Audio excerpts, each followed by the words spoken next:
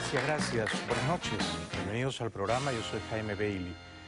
Hoy no es una noche cualquiera, no es una noche más.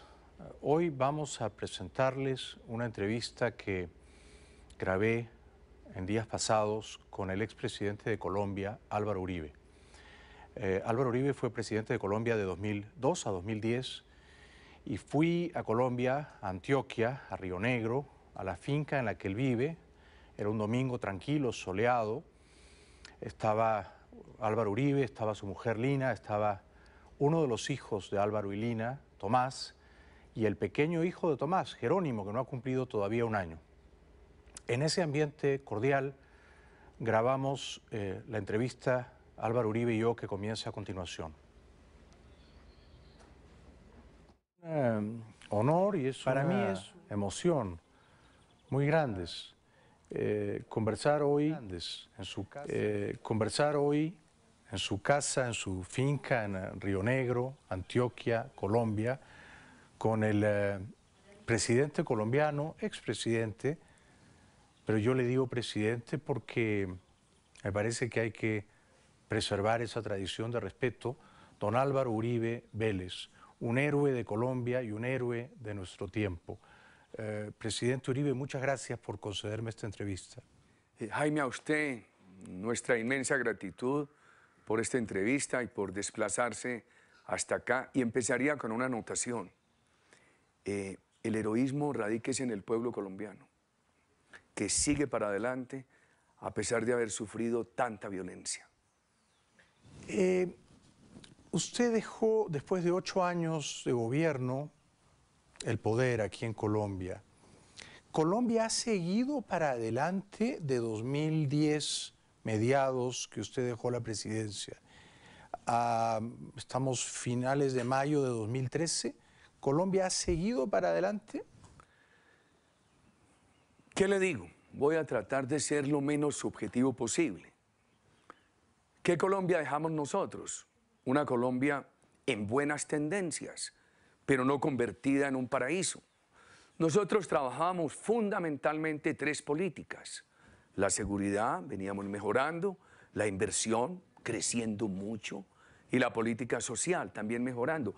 3 políticas, la seguridad y la inversión como medios, la política social como fin y como validadora de las 2 primeras.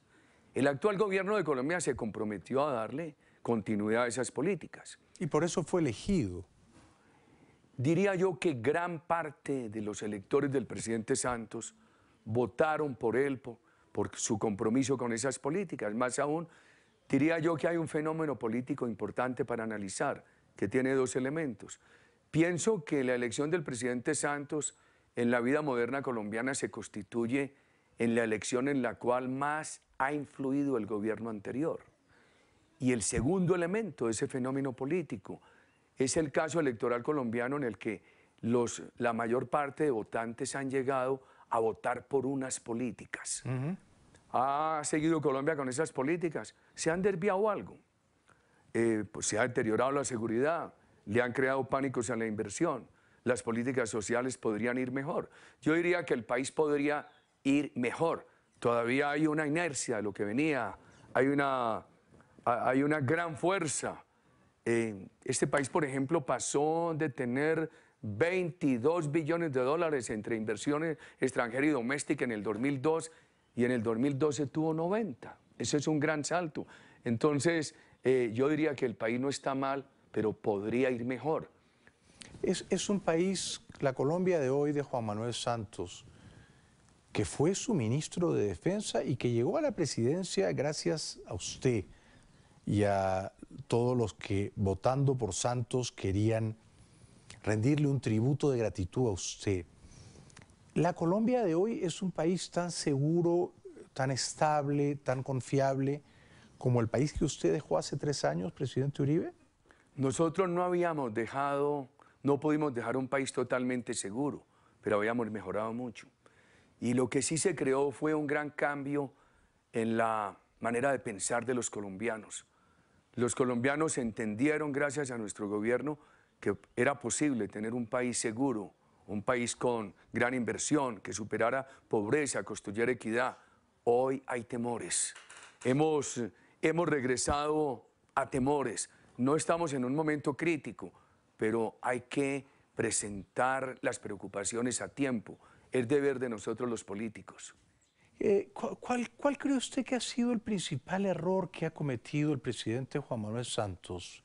¿Qué le diría yo? Desconocer las políticas que lo eligieron. No darse cuenta que el gobierno que lo eligió traía al país por buen camino. Podría uno hablar, desagregar el gobierno en el tema de la seguridad, en el tema de los diálogos con la FARC, en el tema de la inversión, en el tema de la política social. ¿Y por qué, presidente Uribe, cree que Juan Manuel Santos hizo eso? Es decir, para mí, que soy un observador apasionado de la política colombiana, fue muy evidente, y yo me vine a vivir aquí a Colombia, que Juan Manuel Santos fue elegido presidente para darle continuidad a las políticas de Álvaro Uribe. Él interrumpió eso y se apartó de eso. ¿Por qué? ¿Por qué hizo eso? Incomprensible, incomprensible, pero lo cierto es que si miramos objetivamente los temas, hoy hay deterioro en la seguridad. Eso ha creado desconfianza en la actitud de muchos colombianos. Hay señales de peligro en materia de inversión. Yo decía lo siguiente, mire, la actitud de los colombianos en 2010 mostraba que este quería ser un país sobresaliente, sobresaliente en seguridad, sobresaliente en inversión, en políticas sociales. Mi temor es que el gobierno Santos lo trae de una actitud en la cual Colombia quería sobresalir a un nuevo estado de mediocridad, que es bien preocupante. Interesante palabra. ¿Diría usted entonces que el gobierno de Juan Manuel Santos se podría describir como uno mediocre, complaciente? Yo no calificaría el gobierno, sino sus políticas. Sus políticas. Y me parece que las políticas del gobierno Santos están produciendo ese impacto en la mentalidad de los colombianos. En 2010 Colombia era un país que iba bien, pero no sobresaliente. Pero sí había una actitud de los ciudadanos que quería hacer de Colombia un país sobresaliente. Y me parece que las políticas del presidente Santos vienen cambiando eso. Vienen creando en la ciudadanía nuevamente un espíritu de decir, vamos por un camino de mediocridad. Presidente Uribe, en la región, en medio de lo que entonces era el autoritarismo populista de Chávez, que ejercía un dominio más o menos hegemónico en la región, que era un virtual imperio que tenía colonias y satélites, la suya era una voz esclarecida, lúcida, que defendía la democracia y la libertad y que confrontaba ese otro modelo socialista autoritario, el venezolano, el cubano. Una vez que ganó Juan Manuel Santos, las cosas han cambiado. La política exterior de Colombia ha cambiado. Y hemos visto con gran perplejidad que el gobierno de Juan Manuel Santos, por un lado, se ha enemistado con usted y se ha amistado con Chávez y con Maduro y hasta con la dictadura de La Habana, donde ahora se organizan los diálogos de paz con las FARC. ¿Cuál es su percepción de eso? ¿Por qué Colombia en ese terreno geopolítico ha pasado de ser un defensor claro de la democracia en la región a un país relativamente blando o aliado o amigable de las dictaduras de Caracas y La Habana? Bueno, esa pregunta tan importante, déjeme organizar la mente para desagregar la respuesta en varios puntos. ¿Por qué nuestra defensa de la democracia? ¿Por qué la actitud del presidente Santos frente a estas dictaduras? ¿Y qué pasa con las voces democráticas de los gobiernos de América Latina? ¿Por qué nuestra defensa de la democracia? La historia no ha venido todavía con el veredicto final, pero el colapso de la Unión Soviética, la transición de la China de Mao Zedong a la de Deng Xiaoping, la apertura en Vietnam, todo eso demuestra que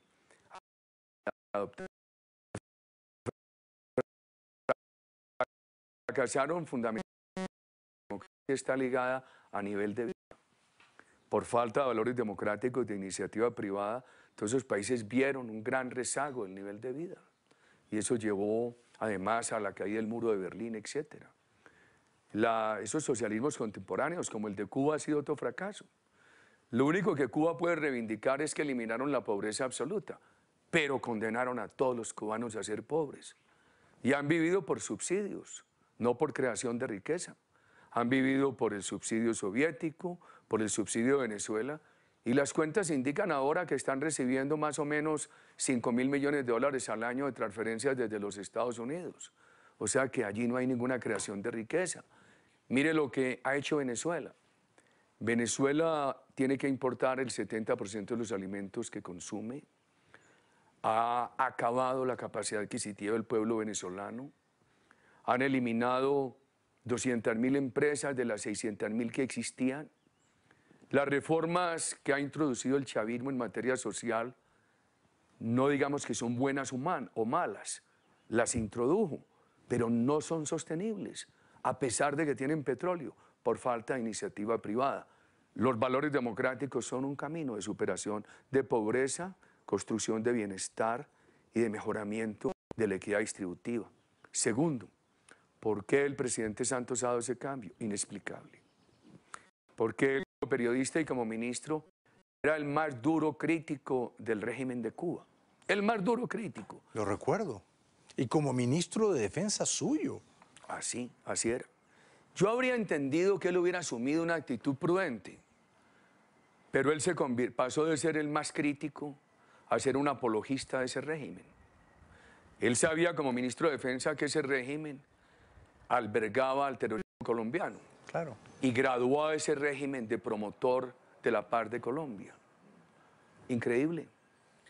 Y me preocupa mucho es el tercer punto, muy brevemente. Sí. Mi pregunta es, ¿por qué el silencio de los gobiernos democráticos de América Latina? Yo recuerdo que cuando los episodios que fueron conduciendo al final de Pinochet en Chile, todas las voces democráticas de América Latina pedían ese cambio. Claro. Cuando aparecieron los fenómenos de Montesinos en el Perú, América Latina prácticamente se unió a pedir la renuncia del presidente Fujimori y la convocatoria de nuevas elecciones en el Perú. Y yo me pregunto, ¿por qué este silencio de las voces democráticas, esta permisividad con la dictadura cubana, con la dictadura del régimen de Venezuela? ¿Por qué esta falta de solidaridad con la oposición venezolana ante el fraude y la violencia de la dictadura? Hay una grave falla. En el continente hay voces muy radicales que defienden la dictadura de Maduro y la de los Castro, pero hace falta voces que desde los gobiernos defiendan los valores democráticos. Y en ese sentido, permítame preguntarle, presidente Uribe, ¿usted se arrepiente de haber confiado en Juan Manuel Santos como candidato presidencial de las fuerzas que lo llevaron el año 2010 a ser presidente? ¿Fue un error de cálculo? ¿Pensó que él era leal y se encontró luego con una persona que tenía su propia agenda? Jaime, yo creo que yo soy muy mal político. Además soy un provinciano. Confío en las gentes. Y los colombianos me dan la razón de confiar en las gentes, porque los colombianos son cumplidos. ¿Usted confiaba en él? Como confío en los colombianos. Este caso del presidente Santos, estos cambios yo no los sabría analizar. En una conversación que tuve hace no mucho con alguien que trabajó en nuestro gobierno y que está hoy en este tema del presidente Santos, le dije, hombre, es que me parece que el gran error del presidente Santos, de fulano y el suyo, fue haberse metido a nuestro gobierno. Ustedes no creían en nuestro gobierno, solamente lo utilizaron. Se valieron de un buen momento de opinión de ese gobierno, se vincularon a él, lo utilizaron sin creer en él. Dije, ¿cuál es la razón del presidente Santos y de ustedes para haber participado en un gobierno en cuyos principios no creían? Claro, porque la